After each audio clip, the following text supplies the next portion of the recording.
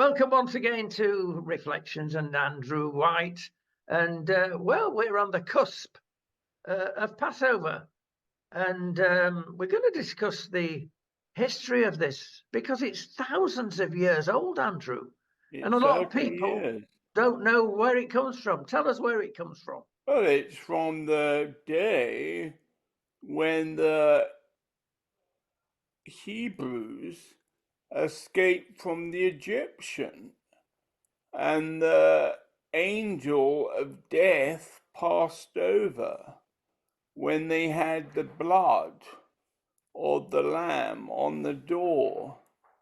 And that's why you have always at Passover, you have this thing which hangs on the doorpost, which blood is put on, or was, it's just paint now. And the Lord passed over those which had a sacrificial offering. And on the Passover plate, there are various symbols. The key thing is that you don't have leavened bread. You have everything unleavened, and you eat matzah, which is unleavened, crispy bread, which I think tastes absolutely awful. The only reason I don't like going to Israel in Pesach, in Passover, is I can't bear the matzah. So I'm not going until after Pesach finishes. I will go back, but So they're not allowed to put any yeast in the bread. no yeast. And the days leading up to Passover, you have to clean all the house and remove any sign of chametz. And chametz is anything which could look like a bit of risen bread or cake. So everything is removed. You go through literally the tradition was you take a feather and you use the feather to clear out yeast. Furi, could you bring me my big Passover? So this is a original real Passover plate from Israel with the picture of the Western Wall. And you have on this, you have the 3 bits of matzah with the haroset is a special kind of, it's like a mineral. It's a mixture of garlic, grapes, red wine, all mixed together, which is like a red paste, which the Messianic Jews say is like something that represents the blood of Christ. And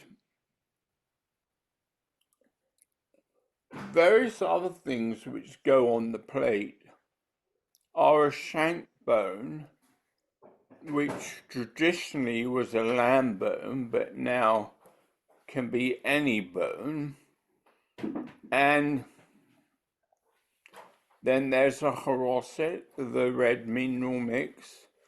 And then there's something which is an egg representing resurrection and new life. And one of the really interesting things is there is the bitter herb. So on the midst of all of this, there is usually a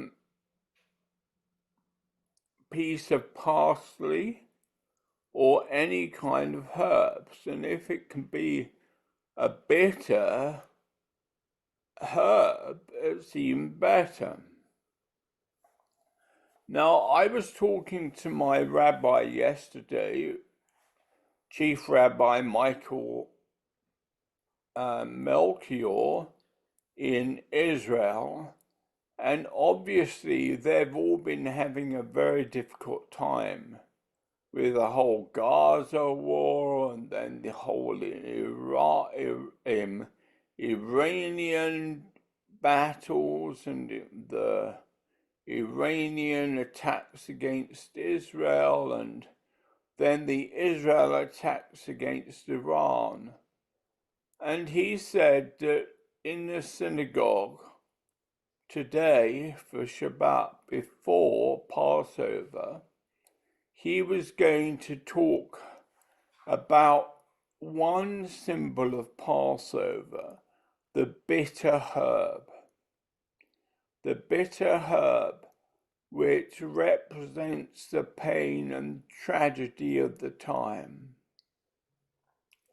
And he said, you look around it and you see all the good signs, a sign of hope.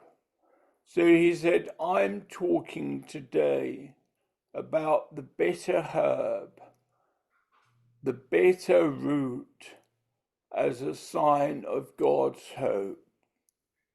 In the midst of all these disasters they have faced, in the midst of the attacks by the Iranians, and Israel's been talking about the danger of Iran for literally decades, but it's never happened until last week. And he said the wonderful thing is that there in this bitter herb, we see the root as something which is terrible, which is destroying us. But it is surrounded by all the other signs of great hope. The great hope at this moment,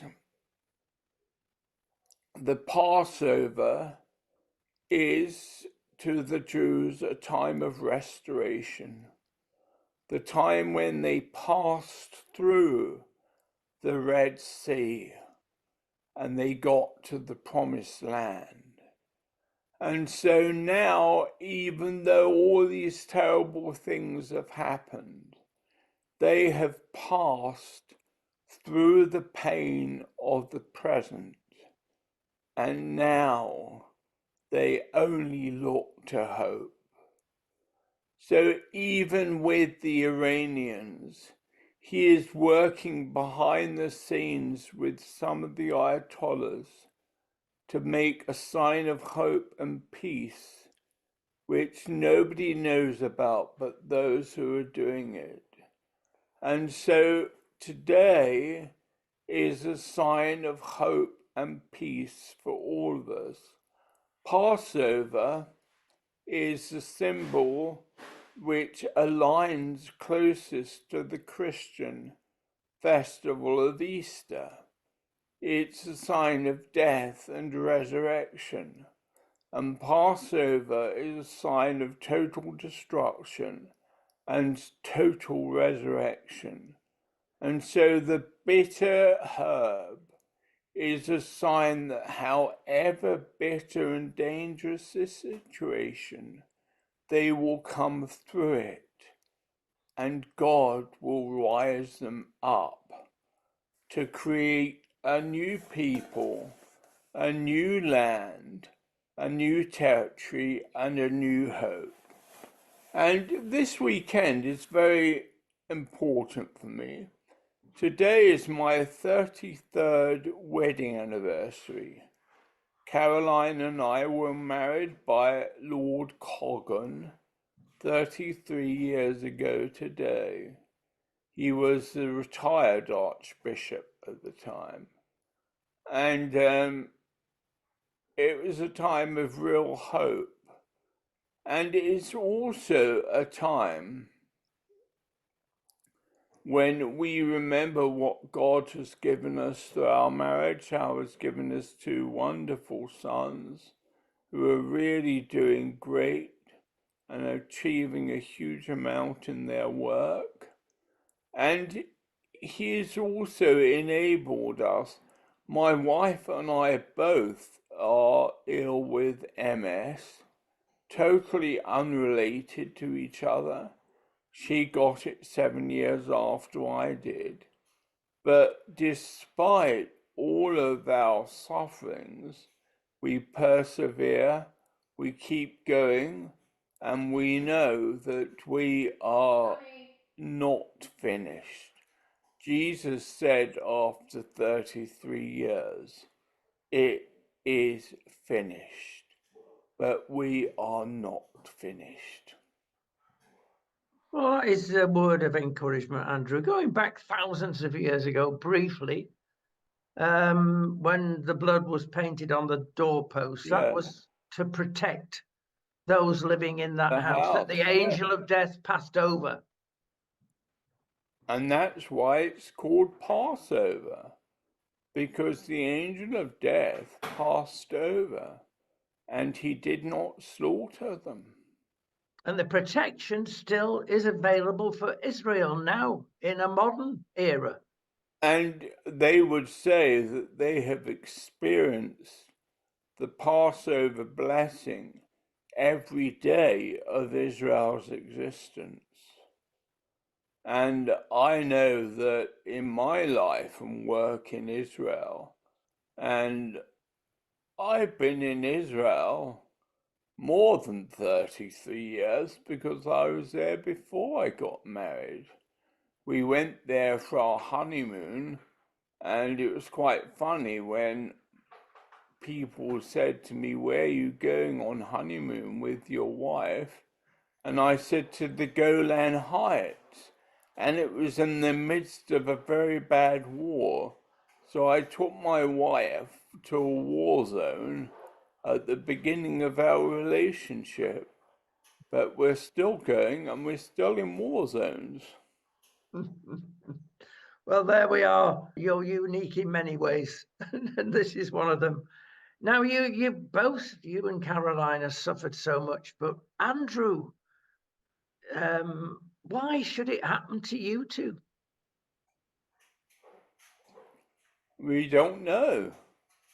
All I can think is that God must have wanted us to live a life different from what it was originally like.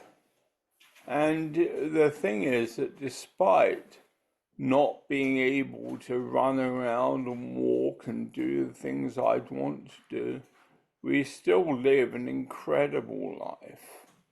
And ministry is as strong now as ever.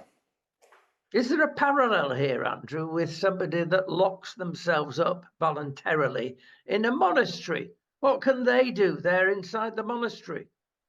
Well, the thing that they can do more than anybody is they can communicate with their Creator, and they can communicate with God and carry the burdens of a broken world to a living, unbroken God. Andrew, thank you so much. Again, this is so important, Passover, and not just for the Jews. No, for all of us. So the traditional greeting is Chag Sameach, happy holidays.